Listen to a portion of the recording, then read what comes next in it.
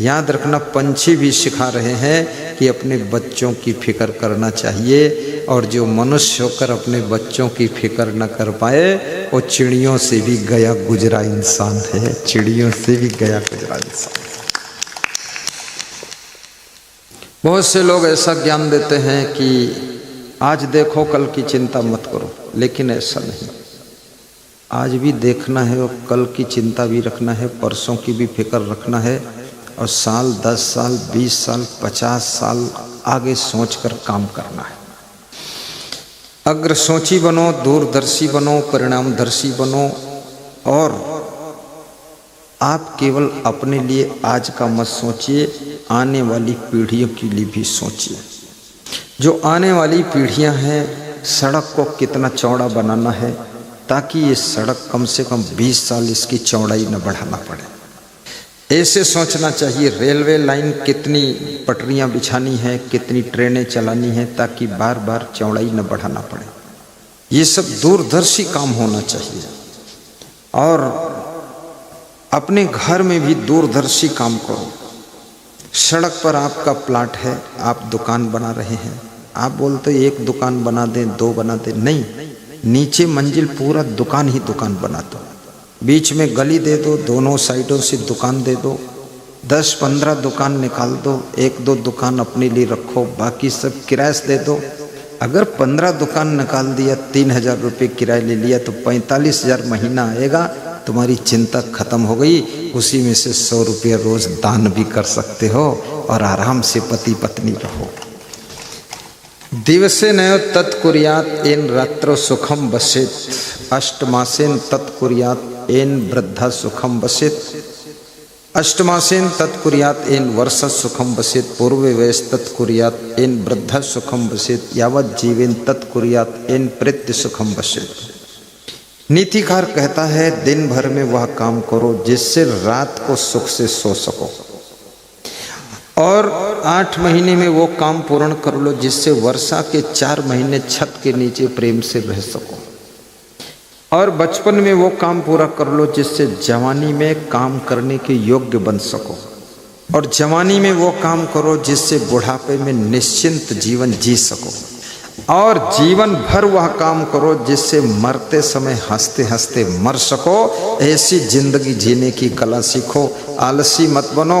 अवसर सबको मिलता है, जवानी सबको मिलती है, लेकिन जवानी में कुछ लोग सोए रह जाते हैं, और जो जवानी में जाग जाते हैं उनका बुढ़ापा भी सुखद हो जाता है, बुढ़ापा भी सुखद हो जाता है।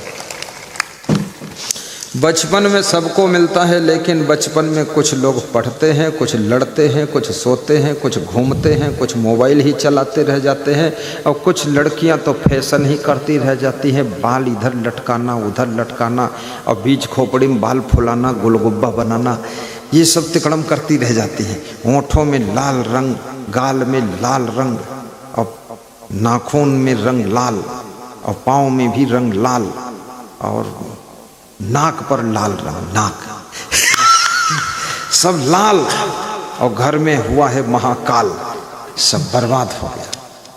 तो फैशन में भी अपनी बुद्धि को मत लगाइए। फैशन क्या है? कितना ही फैशन करो, कितना बाल संवारो, कितना गाल संवारो, कितना ये सब कपड़े इधर उधर कटपिट्टे पहनो, इधर उधर लटकट्टे कटपिट्टे चटपट्टे, ये सब बकवास है। असली जिंदगी को समझो क्या है। कितने लड़के लोग ऐसे ऐसे फैशन कर रहे हैं, खोपड़ी में डिजाइन बना रहे हैं, दुबई की डिजाइन इंडिया में खोपड़ी में बना रहे हैं, अमेरिका की डिजाइन बना रहे हैं।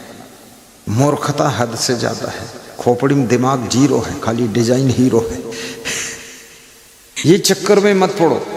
आप अपने स्वभाव से सुंदर बन सकते हो, चरित्र से सुंदर बन सकते हो, कर्मों से सुंदर बन सकते हो, आप अपनी वाणी से सुंदर बन सकते हो, व्यवहार से सुंदर बन सकते हो, विचारों से सुंदर बन सकते हो। आपको सुंदर ही दिखना है तो भगवान राम से सीखो, भगवान कृष्ण सीखो, कबीर साहब से सीखो, स्वामी महावीर बुद्ध भगवान से सीखो। अगर सुंदर बनना है तुलसीदास से सीखो, मीराबाई से सीखो कैसे सुंदर बना जाता है। सत्संग और भक्ति के पथ पर जो चलता है उससे कोई ज्यादा सुंदर हो ही नहीं सकता है, उसकी पूजा होती है। आरती होती है, वंदना होती है। इसलिए फैशन से भी बचो, क्योंकि फैशन का परिणाम टेंशन है। जो ज्यादा फैशन करता है वो ज्यादा टेंशन में पड़ता है। और फैशन जितना ज्यादा करोगे, आकर्षण पैदा करोगे, तो कोई न कोई गलत तरफ आकर्षित हो जाओगे, फिर गलतियों में गिर जाओगे, बुराइयों में गिर जाओगे और सड़े टमाटर हो जाओगे। इसलिए सादा जीवन, उच्च विचार रखो। बचपन शिक्षा और संस्कार अर्जित करने के लिए है, जवानी धन और धर्म को बचाने के लिए है, और बुढ़ापा याद रखना मस्ती से जीने। सदगुरु कबीर साहब कहते हैं, ऐसे सुंदर मनुष्य जीवन को प्राप्त करने के बाद भी जिन जिन लोगों ने भक्ति नहीं किया, गुरु नाम नहीं सुना, सत्संग नहीं सुना, साधना नहीं किया, स्वाध्याय भी नहीं किया, 2 मिनट का ध्यान भी नहीं लगाया, ऐसे लोग अवसर को खो रहे। प्रकृति सबको अवसर देती है, लेकिन अवसर को मनुष्य समझ नहीं पाता है और अवसर हाथ से निकल जाता है। जब तक अवसर को देखता है तब तक अवसर जा चुका है। गोल्डन चांस सबको मिलता है। अपनी शक्तियों को एकाग्र कीजिए, चंचल मन को वश में कीजिए। मोबाइल के YouTube चैनल में असंग देव सर्च करके नित्य प्रवचन का लाभ लीजिए। सत्संग सुनने से मन धीरे धीरे समझदार हो जाता है। सत्संग सुनने से धीरे धीरे सहन शक्ति बढ़ती है और गुस्सा कम हो जाती है। आज एक सज्जन मिले थे, कह रहे थे कि आपका सत्संग रोज सुनता हूँ, लेकिन पूरा पूरा अमल नहीं कर पा रहा हूँ।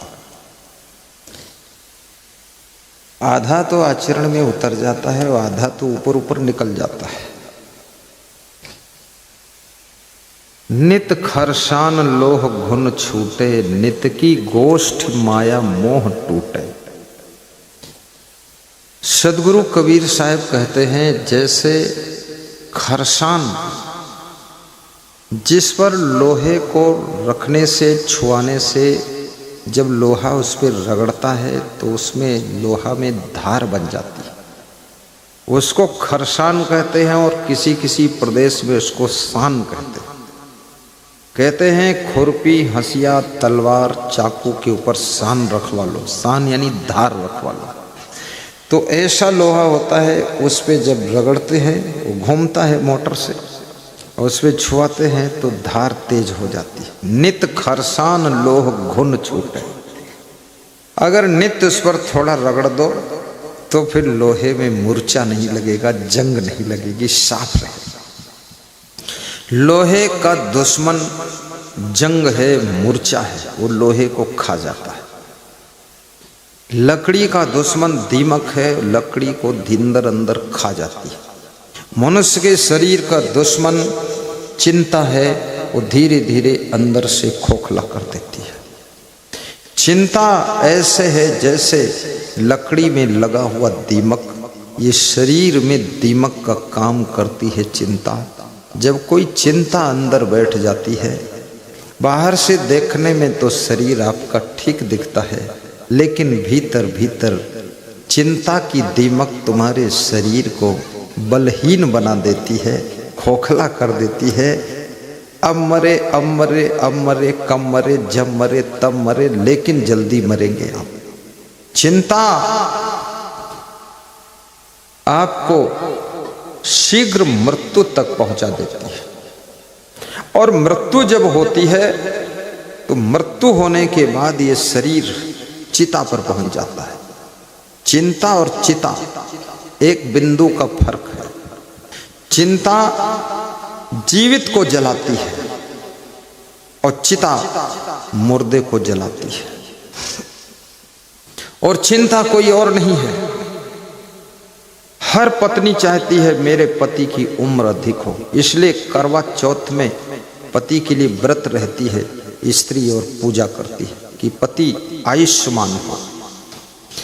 लेकिन पति आयुष्मान कैसे होगा? हर पुत्र चाहता हमारे माता पिता की लंबी आयु हो, अधिक समय तक रहे, पर कैसे लंबी आयु होगी?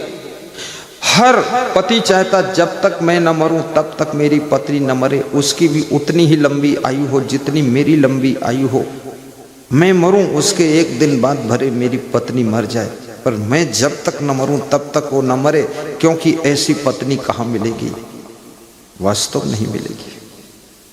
तुम्हारी पत्नी जैसी दुनिया में दूसरी पत्नी ही नहीं है, क्योंकि तुमको प्रेम से खिलाती भी है और गलती करते हो तो डांटती भी है, और थोड़ा घुड़क देती है तो लाइन पर आ जाते हो। ऐसी पत्नी मिली है। साथ नहीं छोड़ना चाहता, परंतु याद रखना, केवल सोचने से, कहने से, मन में बात रखने से कि पिताजी की उम्र ज़्यादा हो, माँ की उम्र ज़्यादा हो, पत्नी की उम्र बहुत लंबी हो, पति की उम्र लंबी हो, ऐसे लंबी उम्र नहीं होगी। चाहे जितने करवा चौथ के व्रत रह लो, चाहे छठ का व्रत रह लो, चाहे अट्ठी का व्रत रह लो, चाहे फट्ठी का रह लो, इससे कुछ होने वाला नहीं। होगा तो कहाँ से होगा? जहाँ से होगा तहाँ से होगा। मैं बताता हूँ केवल यहाँ से होगा, सत्संग से होगा। इससे सबकी उम्र बढ़ सकती है। सत्संग के शब्दों का प्रभाव पड़ना चाहिए। इतना जोर शोर से सत्संग सुनाता हूँ, लेकिन तुम्हारी ताली नहीं बजती है कि तुम तादाद से ज्यादा चिंता में अभी भी डूबे हो। भीतर से चिंता में तो डूबे हो, लेकिन कम से कम इज्जत बचाने के लिए ताली तो बजा दिया करो, ताकि गुरु न जान पाए। हाँ, बजा के दिखाओ, नहीं हम समझ जाएंगे सब चिंता में।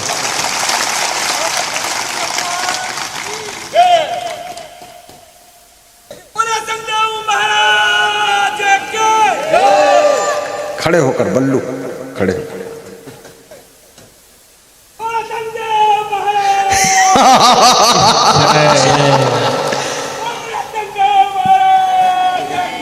जय। बल्लू ने मूछे भी इसी मॉडल की बनाई है, जय वाली।